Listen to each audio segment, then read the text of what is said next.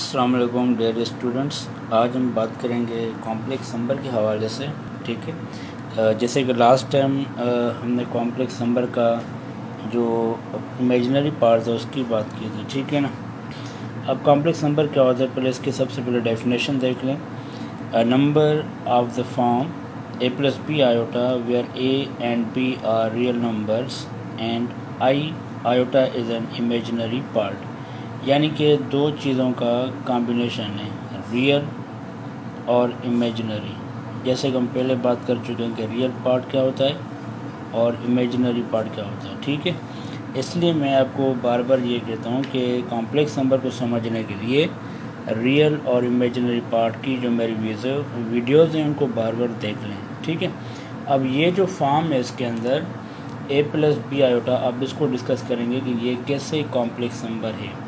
ठीक, अब उसके बाद कह रहा है कि आई का मतलब होता है कि iota is an imaginary part या यूनिट भी कह सकते हैं। ठीक है, आयोटा की वैल्यू क्या होती है, √-1 इज कॉल्ड कॉम्प्लेक्स नंबर। अब फाइनल कहने का मतलब ये है कि कॉम्प्लेक्स नंबर के अंदर जो चीज़ आ रही है वो दो चीज़ें आ रही है। कौन सी? एक तो हमारे पास कह रहा है कि भाई a plus B iota form. ठीक है, अच्छा ये बात याद रखें कि कॉम्प्लेक्स नंबर को z से डिनोट करते हैं, राइट। अच्छा, अब इस फॉर्म के अंदर जो भी नंबर आएगा वो कॉम्प्लेक्स कहलाएगा। अब जबकि आप देख रहे हैं कि ये a जो है कि ये रियल पार्ट है, पर्टिकुलर, और b आयोटा ये इमेजिनरी पार्ट है। ठीक है, अब इमेजिनरी पार्ट क्यों कह रहे हैं, अब ये सारा मैं प्रीवियस लेक्चर के अंदर डिस्कस कर चुका हूँ। अब ऐसे समझ लें फाइनल यहाँ पर कि जिस नंबर के साथ आयोटा अटैच नहीं होगा वो रियल कहलाएगा, जिसमें आयोटा अटैच होगा वो इमेजिनरी कहलाएगा। ठीक है, अब दोनों अगर एक साथ आ जाएंगे तो वो कॉम्प्लेक्स नंबर बन जाएगा। अब इस नंबर को क्या कहेंगे, कॉम्प्लेक्स नंबर। ठीक है, उम्मीद है आपको डेफिनेशन समझ में आ गई होगी। तो अब यहाँ पर मैं एग्जांपल्स दे रहा हूँ कुछ। For example z is equals to 5 + 3 iota, तो ये भी मेरे पास एक कॉम्प्लेक्स नंबर है। Second example z is equals to 7 - 4 iota, ये भी मेरे पास कॉम्प्लेक्स नंबर है। Next one z is equals to -3 - 4 iota, ये भी मेरे पास एक कॉम्प्लेक्स नंबर है। ठीक है, तो अब कॉम्प्लेक्स नंबर आप अपनी तरफ से बना सकते हैं। अब कोई भी अगर माइंड में आपको नंबर आ जाए, कोई भी दो नंबर आ जाए आपके माइंड में, ठीक है, पहले आपने उसको z के बराबर रखना है। अगर आपके माइंड में कोई भी नंबर दो हों, 2 और 4, तो 2 + 4 आयोटा, तो दूसरे के साथ आयोटा लगा दें। अब यहाँ पर ये एक बात याद रखें कि लाजमी नहीं कि यहाँ पर प्लस आना चाहिए, माइनस भी आ सकता है। ठीक है, कौन कौन सी कंडीशन में आप कॉम्प्लेक्स नंबर लिख सकते हैं वो मैं चारों कंडीशंस को डिस्कस कर देता हूँ। अब देखें 2 + 3 आयोटा, आप दोनों पॉजिटिव यहाँ पर मतलब पॉजिटिव है लिख सकते हैं। z is equals to -2 - 3 iota, ये भी कॉम्प्लेक्स नंबर है। z is equals to -2 + 3 iota, ये भी कॉम्प्लेक्स नंबर है। ठीक है, और z is equals to 2 - 3 iota. आप देखेंगे चार एग्जांपल्स मैंने लिखे, चारों की कंडीशन अलग अलग है। किसी में दोनों रियल और इमेजिनरी पॉजिटिव है, किसी में दोनों रियल और इमेजिनरी नेगेटिव है माइनस में, किसी में रियल पॉजिटिव है तो इमेजिनरी रियल नेगेटिव है तो इमेजिनरी पॉजिटिव है, और इसमें रियल पॉजिटिव है इमेजिनरी नेगेटिव है। तो अब ये बात आप समझ गए होंगे कि हम कॉम्प्लेक्स नंबर के अंदर दो नंबर्स को इस तरह अरेंज कर सकते हैं। अच्छा, एक दूसरी बात वो ये कि अब यहाँ पर आप ऐसे भी लिख सकते हैं कि z is equals to 3 iota + 2, imaginary पहले भी आ सकता है, लेकिन स्टैंडर्ड फॉर्म के अंदर आपने हमेशा a + b आयोटा लिखना है कि आपने फर्स्ट रियल रखना है, सेकंड इमेजिनरी। ठीक है, अच्छा अब इसका रीज़न क्या है, इसका रीज़न ये है कि जब आप इसको आर्गन डायग्राम, एक डायग्राम होता है जिसके अंदर हम ज्योमेट्री के अंदर उसको कार्टेशियन प्लान कहते हैं और कॉम्प्लेक्स के अंदर उसको आर्गन डायग्राम कहते हैं। अब उसमें क्या होता है कि एक्स एक्सिस होता है एक आपके पास, ठीक है, और दूसरा होता है वाई एक्सिस।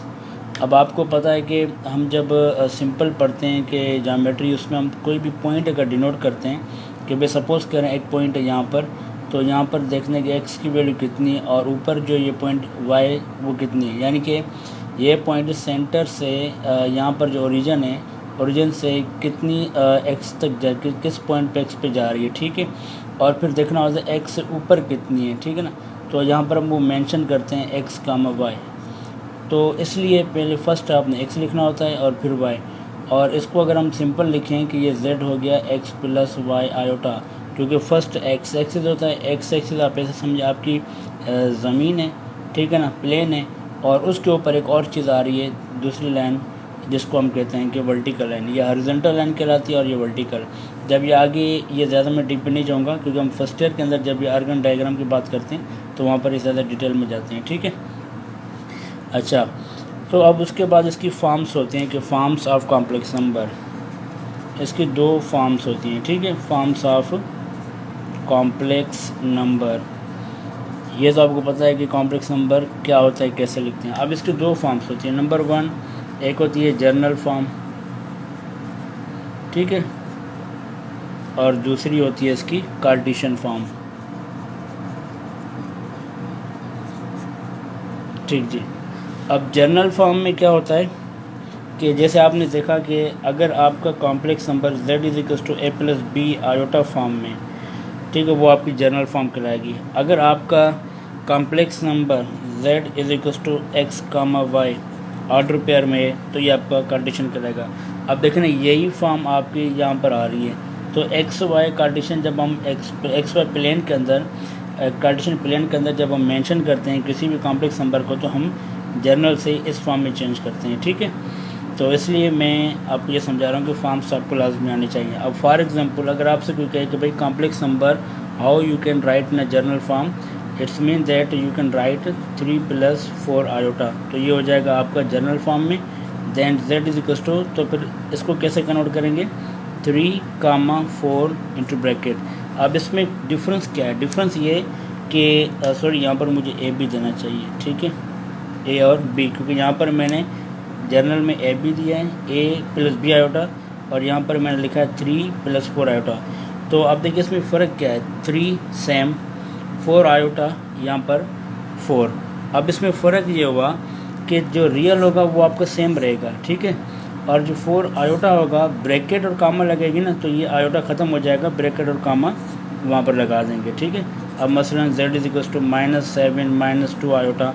अब आप सोच रहे हैं अगर माइनस में आ जाए, नो टेंशन, रियल सेम रखना है, कामा -2 सेम रखना है, और ब्रैकेट लगानी है, यानी साइन आपने चेंज नहीं करना। यहाँ पर कुछ नहीं है, समझे, प्लस है, ठीक है।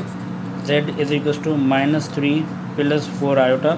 तो यहाँ पर आपने कार्टेशियन में कैसे लिखना है, z is equal to real same रहेगा, सिर्फ आयोटा को हटाना है और कामा और ब्रैकेट लगानी है, ठीक है। तो ये होगी general forms of complex number. अब उसके बाद उसके कॉन्जुगेट और मॉड्यूलस वो हम अगली वीडियो में डिस्कस करेंगे, ठीक है। थैंक यू, अल्लाह हाफिज़।